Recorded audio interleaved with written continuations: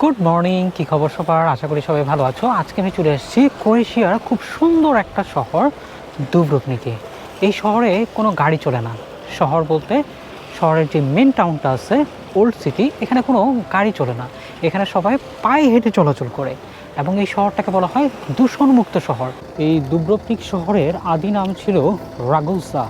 এখান থেকে মাত্র 15 কিলোমিটার দূরে একটা গ্রিক কলোনি ছিল, যেখান থেকে আসলে শরণার্থীরা এই দুব্রোভনিক শহরে এসে এই শহরটা গঠন করে।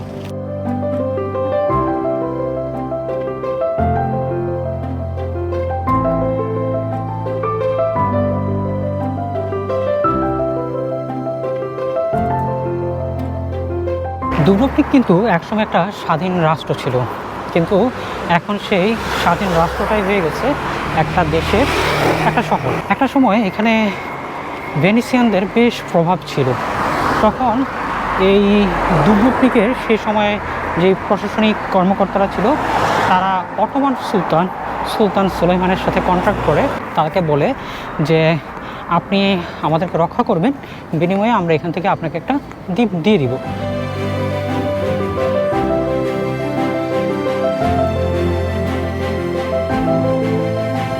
এখন আমি যে জায়গাটাতে আছি, এখানেই গেম অফ থ্রোনসের শুটিং হয়েছিল।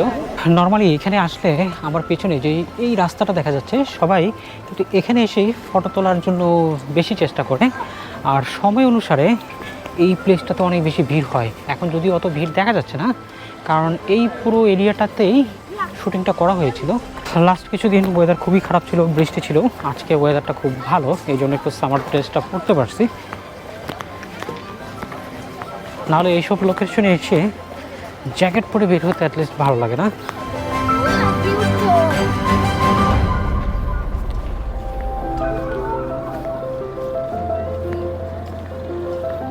আইসক্রিম খাওয়ার জন্য অনেক বড় একটা লাইন হয়ে গেছে এখানে, বিশাল বড় একটা লাইন হয়ে গেছে আইসক্রিম খাওয়ার জন্য।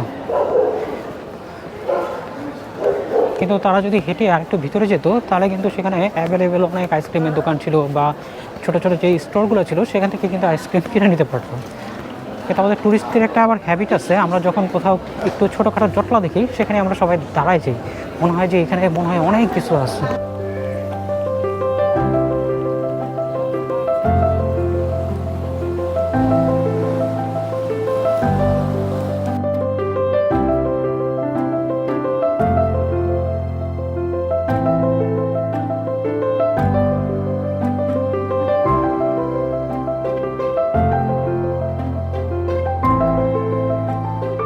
এখানে খুব মজার একটা জিনিস চোখে পড়লো, সেটা হলো আমরা কোনো দোকানে গেলে দোকানের বাইরে অন্যান্য এলাকায় খুব বড় করে লেখা থাকে এটা এই ধরনের দোকান, কিন্তু এইখানে এই ল্যাম্পগুলোর মধ্যে কোনটা কী দোকান সেগুলো লেখা আছে।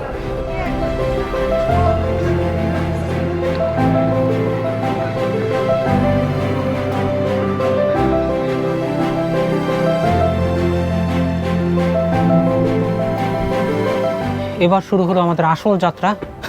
এখানকার রাস্তাগুলো এরকম, পাহাড়ের উপরে যখন উঠতে চাই তখন এরকম সিঁড়ি বেয়ে বেয়ে উপরে উঠতে হয়, অনেক উঁচু। মানে আমার মনে হয় আমরা যেখানে হোটেলটা নিয়েছি মিনিমাম 3 থেকে 350 মিটার উপরে। এখানে একটা জিনিস লক্ষ্য করলাম, এখানে খেলাধুলা করার জন্য আপনি খুব বড় বড় মাঠ পাবেন না। এটা হলো এই পাহাড়ি অঞ্চলের একটা নেগেটিভ দিক। তখন ওরা ছোট ছোট জায়গায় এই তো ওরা প্র্যাকটিস করতেছে। লাইক ওইখানে একটু আগে আমি ছিলাম অনেক নিচে, আর এখন আমি যাচ্ছি অনেক উঁচুতে। উঁচু বলতে ঠিক এখানে পিছনে যে বাড়িগুলো দেখতে পাচ্ছি, এই বাড়ির একদম সর্বোচ্চ উচ্চায় যে বাড়িটা আছে, ঠিক ওখানেই আমরা যাব। এবং ওখানে আমাদের বাসাটা নেওয়ার একমাত্র উদ্দেশ্যই হলো আমরা যাতে চারপাশে সুন্দর একটা ভিউ দেখতে পারি। একমাত্র ভিউর জন্যই কিন্তু আমরা ওখানে নিয়েছি। ওখানে যাওয়াটা বেশ কষ্টসাধ্য, আইদার আপনাকে ট্যাক্সি নিতে হবে, আর যখন আপনি ট্যাক্সি নেবেন ট্যাক্সির কিন্তু ভালোই খরচ চলে আসে, আদারওয়াইজ আপনাকে পায়ে হেঁটে যেতে হবে। আর ওখানে আরেকটা নেগেটিভ সাইড হলো আর তেমন রেস্টুরেন্ট নাই। সো রেস্টুরেন্টের জন্য বেশ ভালো একটু নিচে এসে খাওয়া দাওয়া করে যেতে হয়। তবে বেটার হয় ওইসব অঞ্চলে আপনার অ্যাপার্টমেন্টটা নিলে সুবিধা হলো ওখানে আপনি একটু চিপের মধ্যে থাকতে পারবেন। আর যদি আপনি ওল্ড টাউনে থাকেন সেক্ষেত্রে সচরাচর একটু খরচটা বেড়ে যায়। আর এখানে থাকলে অবশ্যই চেষ্টা করবেন, যদি লম্বা সময়ের জন্য হয়, তাহলে লম্বা সময় বলতে যদি 5 দিন 7 দিন হয়, আমি যেমন 7 দিনের জন্য ছিলাম, সো 7 দিনের জন্য যদি আমি ওল্ড টাউনে থাকতাম তাহলে আমার খরচটা অনেক বেড়ে যেত। সেজন্য আমি একটু শহর থেকে 2 কিলোমিটার দূরে নিয়েছি, যেখানে যেতে আমার প্রায় 30 মিনিটের মতো লাগে।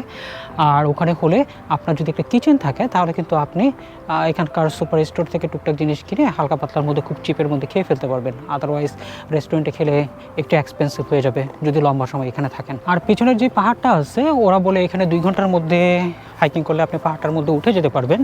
আর ওই পাশে যে শহরটা দেখতে পাচ্ছি ওটাকে বলা হয় নিউ টাউন। সো চাইলে ওই নিউ টাউনে যেতে পারেন, বাট অনেকটা সিমিলারই। যখন এখানে আপনি কিছুদিন থাকবেন আপনার কাছে মনে হবে অনেকটা সিমিলারই। আর আমি যেহেতু উপরেই থাকি তাই আমি ওল্ড টাউনও দেখতে পারি, নিউ টাউনও দেখতে পারি। আর লাস্ট কিছুদিন যেহেতু অনেকগুলো ট্যুর আমি করেছি সেজন্য এই পথগুলো দিয়ে আমি গিয়েছি। তো অনেকে আবার বলে যে উপরে যেয়ে আপনি প্যানোরামিক ভিউ দেখার জন্য ওদের কেবল কার রাইডটা নিতে পারেন, কিন্তু আপনি এখানে এসে যদি শুধু এখানেই থাকেন তাহলে সেই প্যানোরামিক ভিউটা দেখতে পারেন। আর যদি আপনার কোনো ট্যুর থাকে লাইক বসনিয়া বা মন্টেনিগ্রোর যদি কোনো ট্যুর থাকে তাহলে উপর থেকে আলটিমেটলি আপনি বাস থেকে এই প্যানোরামিক ভিউগুলো কিন্তু পেয়ে যাবেন। তখন এই ভিউগুলো আপনার খুব চোখের সামনে দিয়ে যাবে এবং আপনার যে ট্যুর গাইড থাকবে সে আপনাকে তখন ব্যাখ্যা করবে। এই যে রাস্তাটা ধরে আমরা উঠতেছি,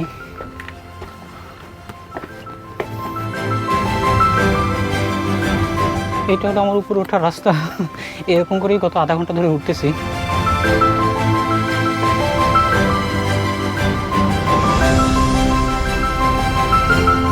সো ফাইনালি কিন্তু আমরা চলে আসছি। আমাদের এখান থেকে হয়তো আর 1 মিনিট লাগবে আমাদের হোটেলে যেতে, কিন্তু আমি বলার জন্য বলতেছি আমরা একটু আগে ছিলাম ওই নিচে যে বাড়িগুলো দেখা যাচ্ছে আমরা একটু আগে ছিলাম ওখান থেকে এখন আমরা উঠে আসলাম অনেক উঁচুতে। আর আমাদের পিছনে শুধু এই অল্প কিছু বাড়ি আছে। এটা হলো আমাদের হোটেলের ব্যালকনিটা। আর এখন আস্তে আস্তে সূর্য অস্ত যাবে। আর এখানে আমার খুব ছোট্ট একটা বন্ধু শুয়ে আছে, মানে ওদের শোয়ার কোনো জায়গা নেই, যেখানে খুশি সেখানেই ওরা শুয়ে থাকে। অনেক লাভলি ওরা। আজকে হলো আমার দুব্রুকনিকের শেষ দিন। এখন আমি এয়ারপোর্টে চলে যাব, ওদের সেন্ট্রাল বাস স্টেশনে চলে আসছি ডান দিক দিয়ে।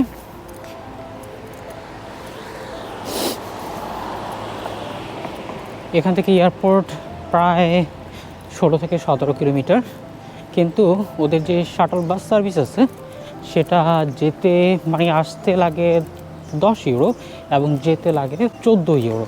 সো আর আপনি যদি রাউন্ড টিকিট করে ফেলেন তাহলে সেক্ষেত্রে 15 ইউরো দিয়েই করা যায়।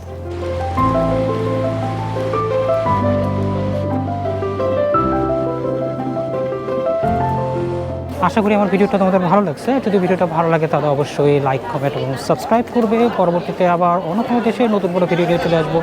ততদিন পর্যন্ত সবাই ভালো থেকো। Bye bye.